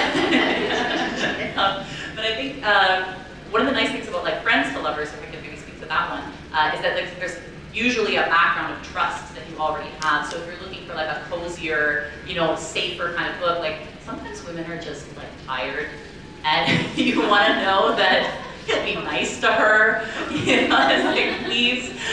So friends to lovers, I think, to build a satisfying, convincing arc, usually you have that central element of like trust and safety within that relationship, but then you still need something keeping them apart that is believable, right? Because it's like, if it's so great, why didn't they get together initially? So is how they worried about ruining the friendship? Is it like, you know, that's your brother's best friend? Or, you know, there's different reasons why they can't be together, but I guess that has to be developed enough that it feels real to the reader. So I think one of the key ingredients that it's actually in both enemies to lovers and friends to lovers is they want to bone. And they don't know that each other wants to bone. It's true. You all know what I'm talking about. Like in friends to lovers, you know, they've known each other for a long time. Maybe they've had a crush on each other, but no, they don't like me that way. But oh, he's so hot, or she's so beautiful. Oh, God, I would just love to. This is true. But yesterday, so my brain is truly scrambled egg right now. So what we all decided, because all of these authors are phenomenally amazing women, and I am very glad that I have known all of them longer than 15 minutes, we are going to turn this into more of a romantasy Q&A and make it much more interactive. So as we go down, see, I knew, right? Because everyone loves romantasy, everybody loves talking about this stuff. And this way we can all talk about whatever you guys want to hear, not just listen to us ramble. So, I'm Bridget Kemmerer. I am the author of way too many books. I've written the Defy the Night series, I've written the Curse of Dark and Lonely series, and my most recent series is Forging Silver into Stars, which is high fantasy. The second book in the series, oh my god, like I said, my brain is scrambled eggs. Carving Shadows into Gold just came out about 2 weeks ago. I'm really, really excited about this series. It's all about treason and political intrigue and royalty and lots of different people falling in love, and I'm just having so much fun with it. Do you have a one? Does everybody? Oh, okay. So I have to share with you. Okay. Don't love that for me. Okay, it's fine. My name is Angela Montoya. I am the author of Sinner's Isle, which came out in 2023. Thank you for nodding. Oh, thank you. Thank you. That one is a young adult romantasy that follows a witch, and she's been banished to an island, and the only way to get off for witches like her is to bond their powers to a man of influence we hate, obviously. And so she wants to escape, and so she blackmails a broody pirate that washes up on shore. This book, A Cruel Thirst, came out in December, and thanks again. Thank you. This book follows Carolina and Lalo. Lalo is an unfortunately recently turned vampire. He really hates it. He's very terrible at it. And so he wants to turn himself back. And so he travels to a tiny pueblo thinking that's where the original vampire is. Instead, he bumps into Carolina, who is a wannabe vampire huntress. They do not get along at first, as one might think. But Lalo's very hot, so she's willing to accept his vampire ways. Yeah, happy to be here. I'll show you. Alright, I'm like so excited, my heart is beating out of my chest. Hi, I'm Kate Dramus. I'm the author of the Curse of Saints trilogy. Book 3 comes out in August. Thank you. It is enemies to lovers, but like what I mean by enemies to lovers is not like we're on warring, continents, but more like I truly hate you, and I would kill you if I wouldn't lose my job for it. You are not at all the object of all my desires, but maybe you are. So that type of enemies to lovers, true hate to love. And it follows Aya, who shows powers that haven't been seen in over 500 years, just as dark magic reappears in her kingdom. And everyone's like, yes, the second saint, you're here to save us. And then her power starts presenting as dark magic, and she's like, yeah, and it follows her and Will, who is tasked with her protection, and he's like, I could just let you die. And she's like, I'd like to see you try. So those are your vibes. This is for you. Such good vibes. Such good vibes. I'm Claire LeGrand. I'm the author of the Middlemas trilogy, the latest book of which is right here. It's the big blue brick called A Song of Ash and Moonlight. I'm also the author of the Imperium trilogy, Furyborn, Kingsbane, and Lightbringer. Thank you. So A Song of Ash and Moonlight is part of the Middlemas trilogy, as I said, and this is like Bridgerton meets A Court of Thorns and Roses, as told by the Bronte sisters, with a focus on mental health. It's about 3 sisters who are trying to figure out who or what is destroying the Middlemas, which is this magical barrier that protects their realm from the land of the gods. And meanwhile, they are falling in love and attending fabulous parties and dealing with their unresolved childhood trauma and mental health challenges. So that's A Song of Ash and Moonlight. Amazing. Hello. My name is Allison Saft. I'm the author of several novels, such as I was like listening to everyone so rapidly. I'm like, what am I doing? Am I listening to the panel? Okay, I'm on the panel. Okay, anyway, yes, I wrote down Comes to Life, Far Wilder Magic, Fragile Enchantment. This one here called Dark and Drowning Tide. This one's about lesbians, rivals to lovers. It's about a very curmudgeonly folklorist who must team up with her insufferably beautiful and very gallant academic rivals who solve their mentor's murder while they are on a riverboat searching for the source of all magic. I also wrote my most recent one is Wings of Starlight, which is Tinkerbell. If y'all liked Secret of the Wings as children or as adults, This is Clarion and Mallory's tragic love story. Didn't that hit number one? Oh.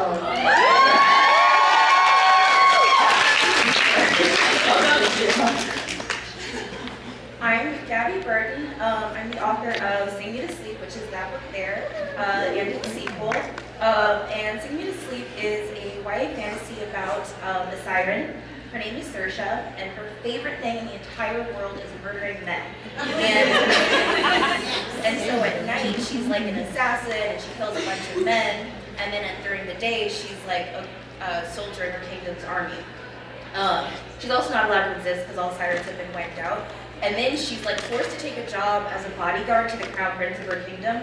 And she's like, oh my God, I'm gonna hate this man because, you know, his father is the reason why my kind's been wiped out. And then she looks at him and it turns out he's super hot. And that just makes everything really complicated. And then his role is to he starts like trying to track down this, you know, assassin in the kingdom. He doesn't know that the assassin is her. So he's trying to find her. She's trying to not get caught and not fall in love. Both of them are very bad at both of those things, and things are complicated. And then there's a second book.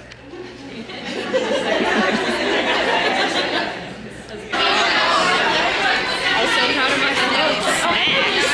No, they all different. All these people are trading. Oh my gosh, you got a neighbor. Yes, your favorite. That's so good. Oh my God. What do you want to get rid of?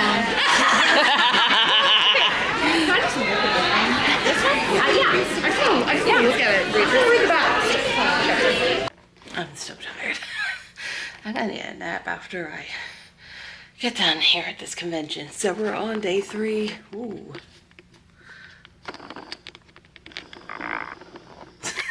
We're on day 3. I'm tired. I need to pack up because Ethan's coming at 8 to help me take this stuff. Well, most of the stuff. So that way I'm not traveling through Marta with like every bit of my belongings. So we're gonna clean. Let's start.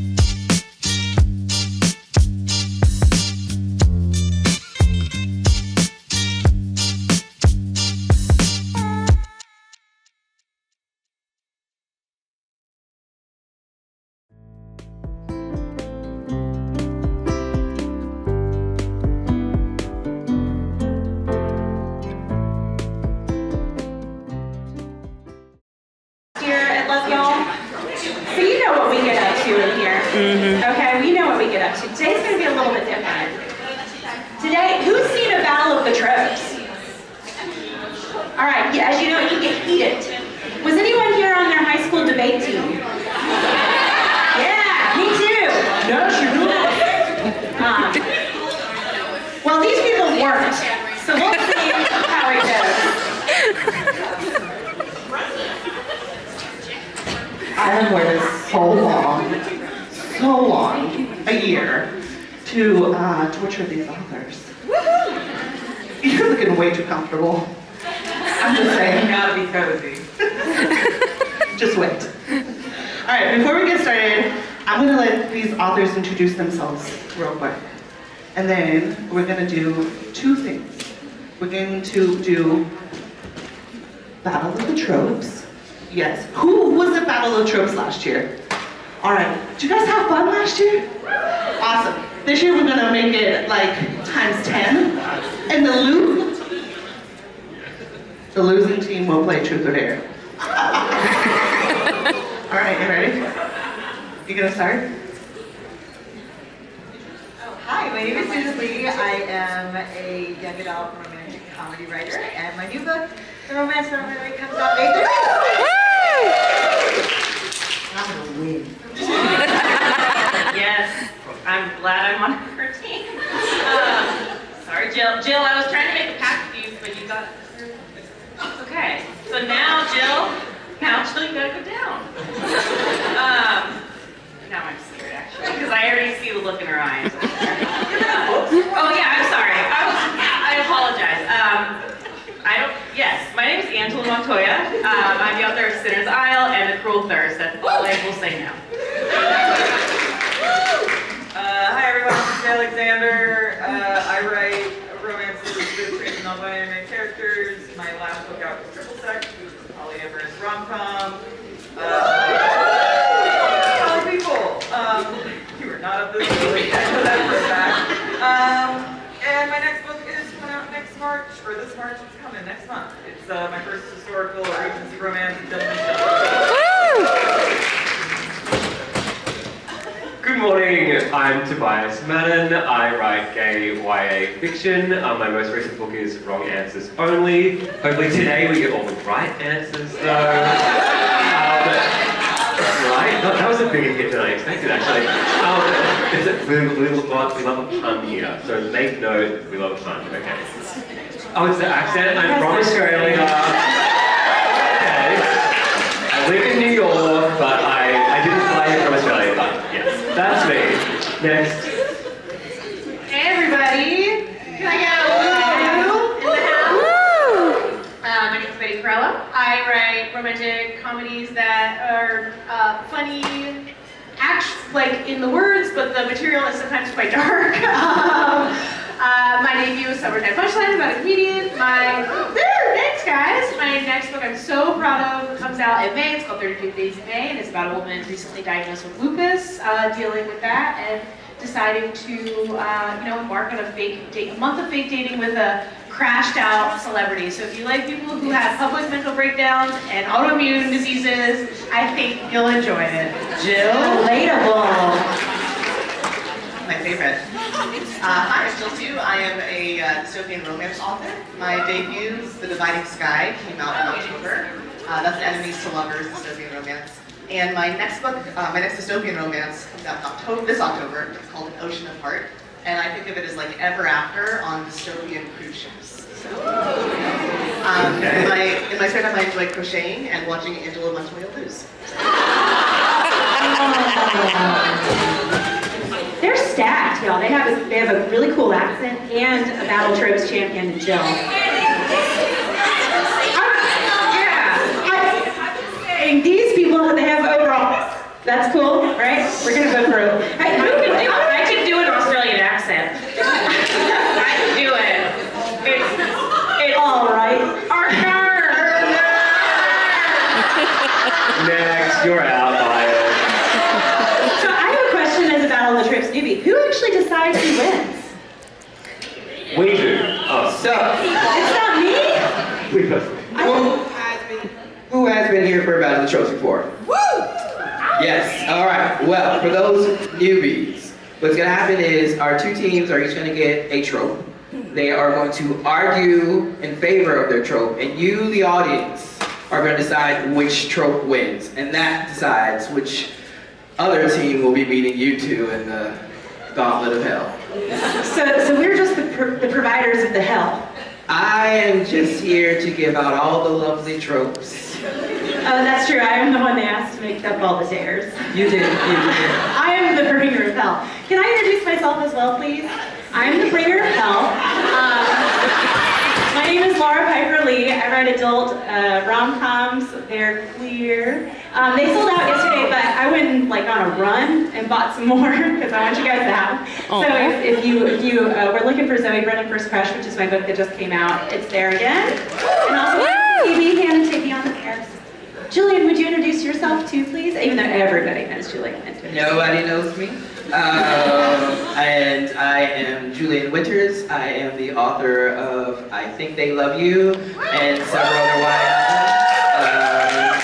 I like long walks on the beach and cinnamon rolls and watching Jill and Angela fight to the death. So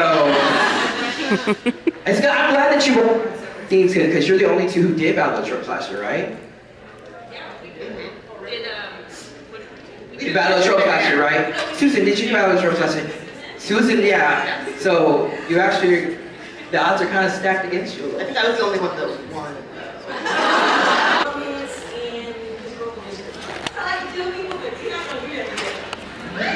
Just say your name, what you write, and let's go down this so everyone knows who you are. Hi, thanks for coming, guys. I'm Alexandra Bassey, and I write historical romance. My most recent book is called Girl Crush. Hi, y'all can hear me, right? Everything's good? Okay. So I'm Adib. I write mostly interracial historical romance. The book I have today, the most recent one, is called One Season with the Jew. Hey y'all, I'm Erin Cotter. I write queer historical romance. My latest book is A Traitor's Heart, and go team historical. That was aggressive. That I'm Lizzie. My debut romance will be coming out later this summer, and I also write rom-coms, which you might have read, but probably not, because this is a rom-com panel, so let's try. What's the title? It's called The Bell Witches, so if you have a VIP bag, that's what's in this. You have it.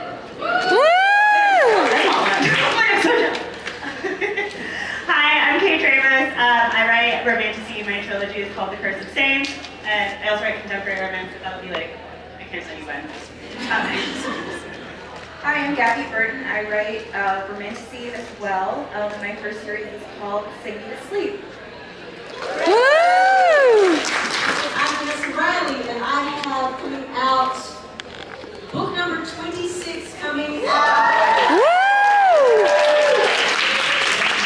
And this is a wager at midnight.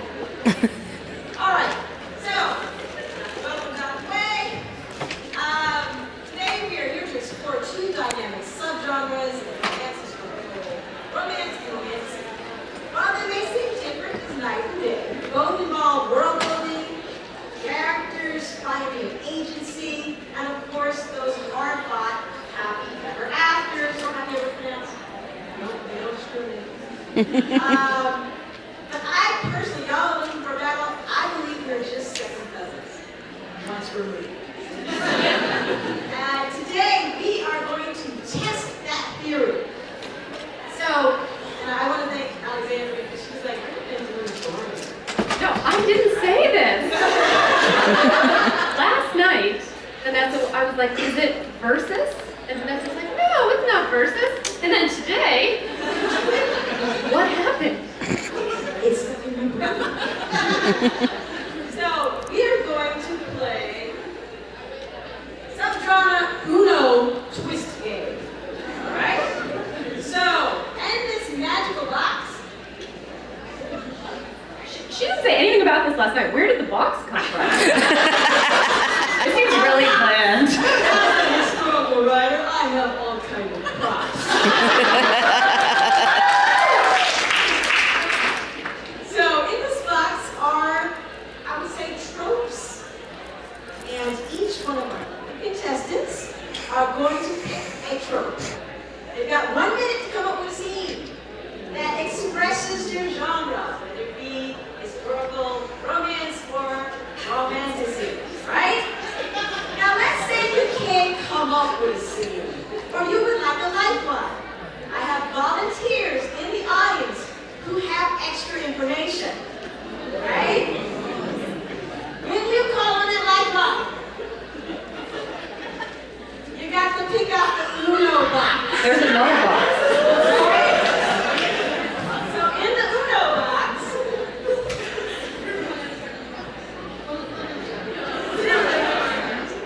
if you get a 0, nothing happens, right? Just it's normal. If you get a reverse card, you have to switch genres. And still do the same. Okay?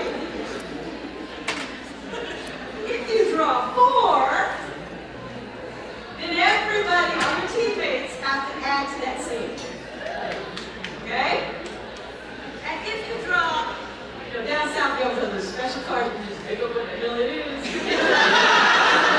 you draw this, everybody adds on to whatever scene you've started. So, once again, second cousins, we're gonna have a lot of fun. Who wants? How do we pick who goes first? It's not to go first. They go first. Okay. It's not a debate. They just get to say that. I say they go first. Okay, next. Somebody in the audience. I'm thinking of. Okay. Trick. They threw you under the bus. You can also rock, paper, scissors this. And up. Okay. Are we each picking? Yes. Okay. Yes. Now remember, you got a minute to look at it.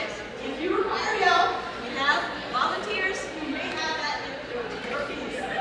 But you got to draw it over if you have help. Okay, wait, are we collaborating? You can collaborate. All right? I feel like I'm gonna vomit. Oh my god, they're sealed! Wait, Because I'm just historical romance. We don't just do anything average. See, all right. We got a minute. We got somebody on the timer.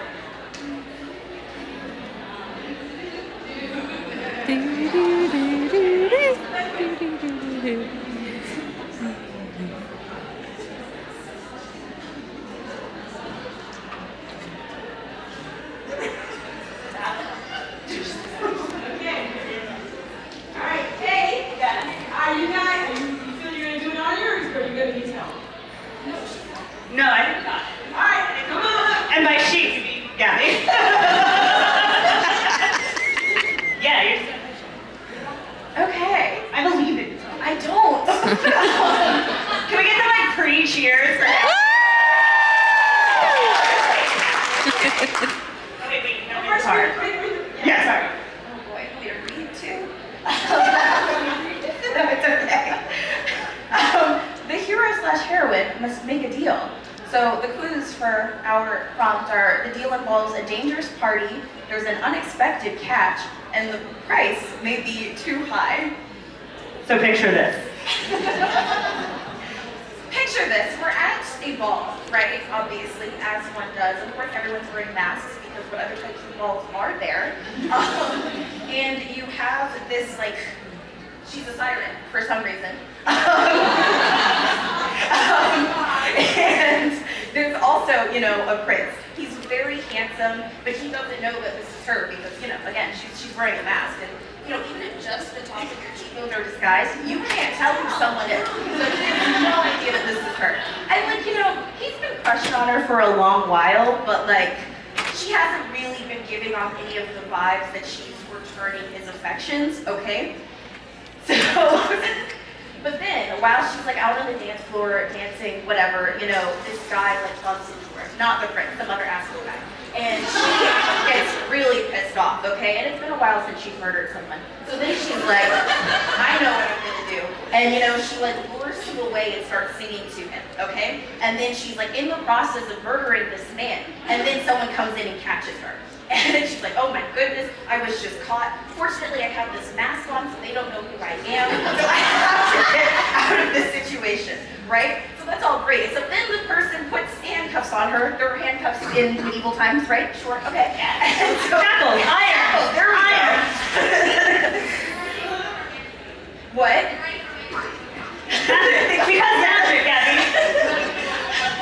So she can't get away. And so then, you know, the person who has captured her is like, well, you don't want me to reveal. First they like take off her mask, like, I know who you are. I'm gonna tell everyone that you were just trying to murder this person and that you're a siren. And oh my goodness, that would be the worst thing ever. But, you know, the person's like, I won't tell anyone if you go and murder the prince, okay? So then, you know, who saw this coming? It wasn't me.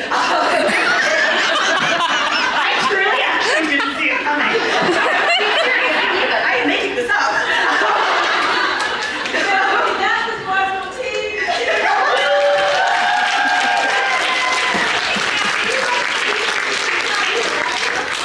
Now it's team HR. Who's picking? HR. These are panelists, and that's my job. And so let's start talking about that. At the end here, we have Jessica. Did I do it right? Yes. Okay, yeah, I did. Okay, don't applaud until I introduce them. Do not. As a lawyer and daughter of Guatemala and Cuban neighbors, Jessica never gets an extra slice of cake. She's a Los Angeles native that loves to write about Latinas with big hair and bigger dreams and complicated things. And the human magic is obsession. She is the order of the movie, Ramos' recipe for success, and the human safety. So thank you so much for being here. And next I'm going to talk about movies. Okay. This is Brian, and we're very excited to be here. He was born and raised in Minnesota and now lives in New York City with his husband and their mutual schnauzer. He is the author of My Fair Brady and A Little Bit Country.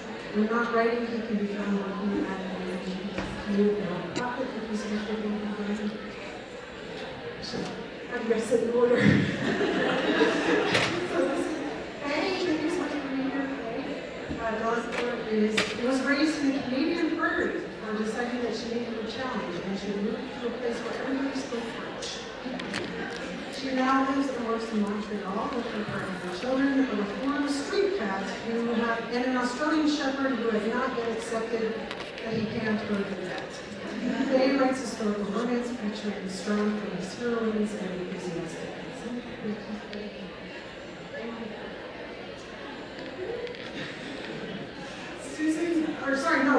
Rachel Moore. Susan Crimes. She hasn't come to me very Rachel Moore is the author of Library of Shadows and Awesome Ruins. She's a content marketer and writer living in Nashville, Tennessee, and she has never been a rom-com that she does not love. On the rare occasion that she isn't writing happy endings, you can find her work in dictionaries and drinking entirely too much coffee and looking through the library sites. Thank you for being here, not Susan. And then Jones Khorram is a USA Today best-selling author. She lives in the Pacific Northwest. You live in the Pacific Northwest? I live in Seattle. I live in Seattle. Oh my gosh, we'll talk. Okay. Her stories feature strong, passionate heroines and draw upon aspects of her life, such as her love of good food, Mexican heritage, and her fascination with archaeology. Raiders of the Lost Hearts and Temple of Swoon are both out now. Thank you so much. And last but certainly not least, my best friend, Tobias. He's originally from, okay, so I want to say Delilah. Are you serious? He's from Delilah, Australia. He lives in New York City, which is much better than him. His husband and their caboodle. Tobias' debut novel, Anything That Matters, published in 2021, and shortlisted for the AB Adib Book of the Year.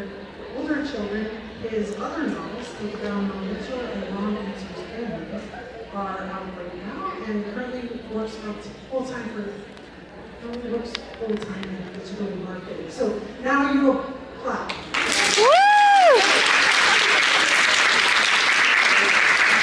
Thank you all so much for being here and agreeing to be on this panel today. Let's get started. Okay, so you haven't heard from me yet. So let's actually start with Brian. Brian, can you talk a little bit about the writing process? We'll focus on triumphs. So usually when I have a book I want to start, I have an agent. So I usually have to brainstorm with my agent first.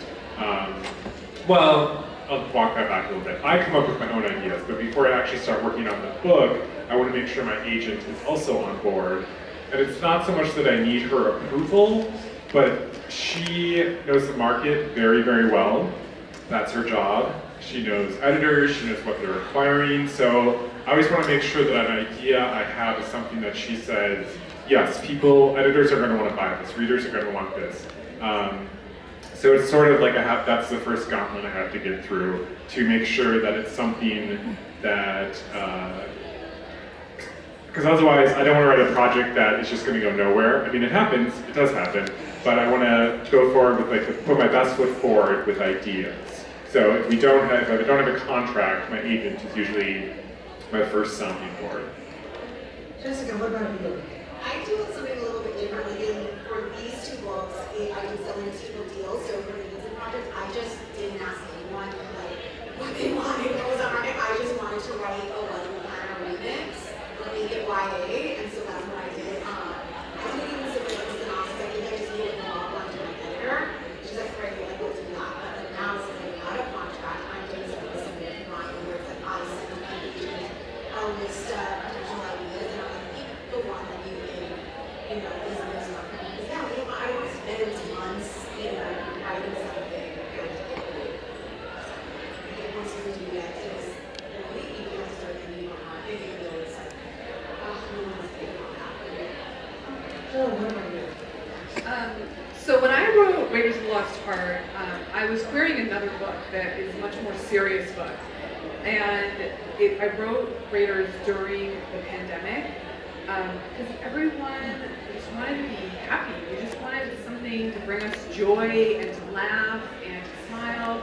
And we wanted adventure because we were all stuck at home. And so I came up with this idea to write this adventure rom-com inspired by my love of indie. And it kind of just went from there.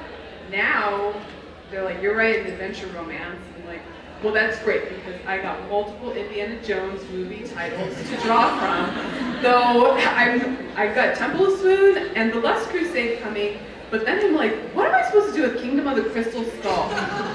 I had Kingdom of the but I don't think they'll let me put that on a book. And then, you know, Dial of Destiny, I don't know. Dick of Destiny? I don't know. So, you know, here I go again. But that's really what it was. Now it's like adventure. I'm doing adventure. Rachel, do you ever consider current romance trends in your writing? No. I like to be insane. I think about what I want to read, and I love and respect my readers so dearly that I trust them to be exactly as unhinged as me.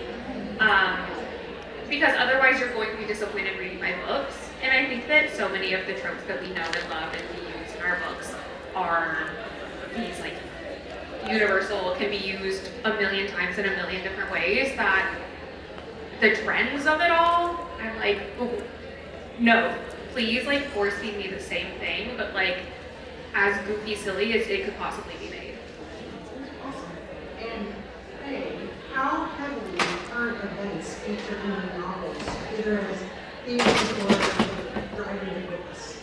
This is a fun question for me because I write historical, right? So you would think not at all, but I do think that sort of the social consciousness does, feed into, as a writer. I mean, like Joe was saying earlier, during the pandemic, she just wanted to write something kind of lighthearted, a rom-com and an adventure, because you're trapped inside and everything feels really bleak. So, similarly, my books are rom-coms as well, and I think the fact that, recent world events and the pandemic and everything, it was kind of a bit of a bleak period. I really wanted to write something, fun and happy about it. So in that sense, world events impact me. I think also, my second book, I made a point to include a mention of historically accurate comedies, because I feel often sex scenes, especially in historical, it's just no birth control.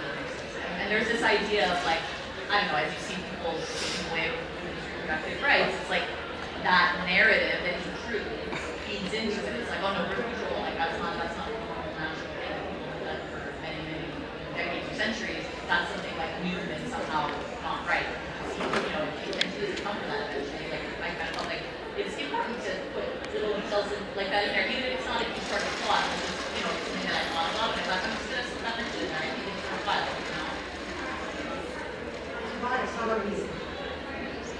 How about you? Yeah, I mean, writing contemporary YA, current events and stuff kind of do play into it a bit. I think particularly just in cultural references, a lot of my books feature music and songs that characters are listening to and that sort of thing, and so to some degree you have to keep it pretty relevant to when the book is coming out, but you also don't want them to kind of feel immediately dated and that sort of thing, so it's always a consideration.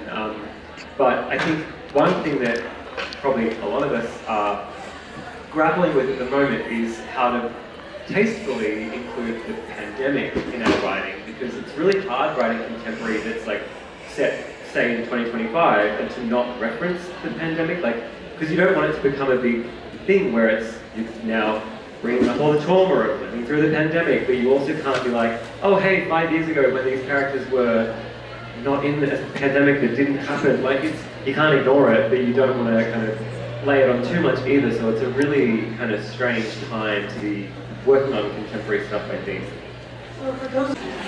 Thank you so much.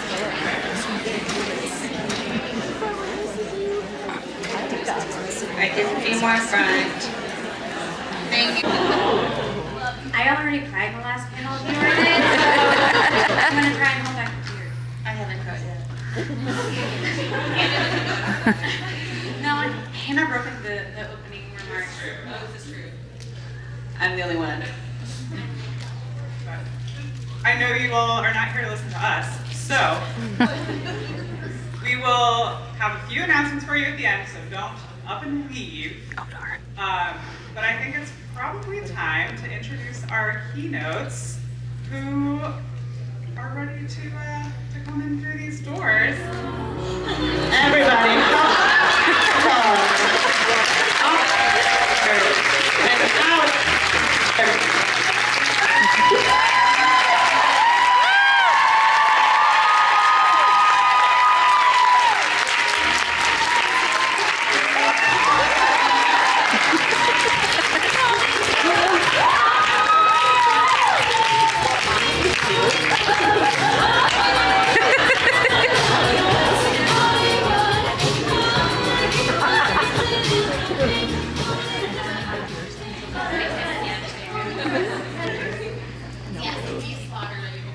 We slaughtered a flamingo on our way. Those flamingos were her. She was making that. Okay, thank you so much for coming, guys. The first thing that I will say, even before introducing this year's keynote, is that there will be questions at the end of the speech, and everyone who asks a question will be able to choose some out-of-print merch that someone from out-of-print gave me because they didn't want to fly back home with that. And also, they are totally sponsoring us. So yes, please think about questions. And yes, I'm almost done. Hello. Hello. Hi. Can you see me? Kind of. Really? Then if I am asking a very bad question and you would be like, ugh, I would probably not say. Okay, but I will not take this off. Like, I am committed. I'm committed. I'm so committed. We're still in character, all right. Okay, yes, we are still in Big Pony. Okay. Hello, hi, Emily. Hello. How are you? Good, how are you? I am great. So, I am not gonna introduce you because who you are will become apparent in the next 40 minutes. But I will start with a very important question. On your website, there is a picture of you with Jason Momoa. Tell me everything. He was at a Comic-Con, and I went up to meet him, and he was taking really long, and I was like, are you going to take this picture? And then I felt horrible, because it's Jason Momoa, and he's saying, are you going to take this picture, sir? I have a panel to get to, because I'm way more famous than you. But the funniest thing about the Jason Momoa thing is my daughter got trolled in 7th grade, and he said to her, oh my God, do you know that Amelie Howard, Olivia Howard's mom, is cheating on her dad with Jason Momoa? I was like, tell all your friends. I love this. See, people say cheating shouldn't be in romance, but I think if it's with Jason Momoa. I mean, that's the hall pass, right? Him and Shelley's Theron. I'll take both of them. Exactly. The best hall passes ever. Okay, so important question. What does it smell like? And then we will move on to the smell. Like, was it? He smelled like warm cinnamon donuts. Oh. I not. I was in his armpit. Like, what kind of donut? I mean, I'm like 5'2", he's like 6'40". I thank you for this, and thank you for coming for this year keynote. We're going home. Goodbye. I can see your face. There you go. Hello. Who are you? Okay, so tell us about yourself, but mostly because you are a veteran of this industry. Yes. Don't age me. No, I mean, you have written 70 bajillion books. Do you keep count? Do you keep count of how many you've written? I do and I don't, because some of them have been published and some have not. So, I mean, but published books probably like 32. Not really a lot compared to... She's not a veteran. She's not a veteran. Stop it. But wait, before we go, I want to say thank you to the Love Y'all team for such a great event. And also for inviting me to do the keynote. I don't know whose idea that was, but there's no take backs or buybacks. I apologize, I don't apologize. But Great, and also I'm so happy to my in-combo partner. We all know Ali is the one who's amazing. She is the wet queen. So like, it's literally. Hi, I gotta film this quick because this only has 11% battery. I don't know. Anyways, I never finished the vlog for Love Y'all Fest, and I'm not even entirely sure where it ended off. It's August. It's August 14th, actually, but it's still August. So, what was that, 6 months? Sorry about that. I hope you enjoyed the vlog.